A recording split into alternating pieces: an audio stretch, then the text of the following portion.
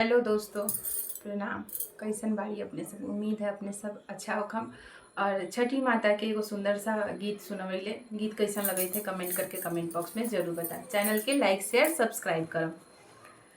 अरे आऊटला दूधवा हो दीनानाथ गईले हो सेरा।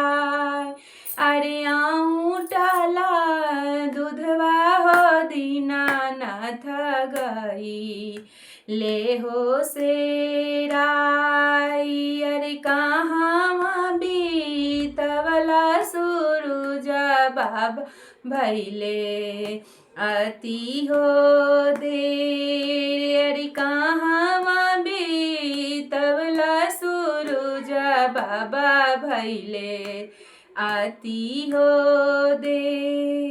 अरे आवते में रहली तिवई नदी या के होती। अरे आवते में रहली है तिवई नदी या के होती। अरे नदिया के तिरवाए तिवई अन्हारा हो ठार। अरे नदिया के तिरवाए तिवई अन्हारा हो ठार।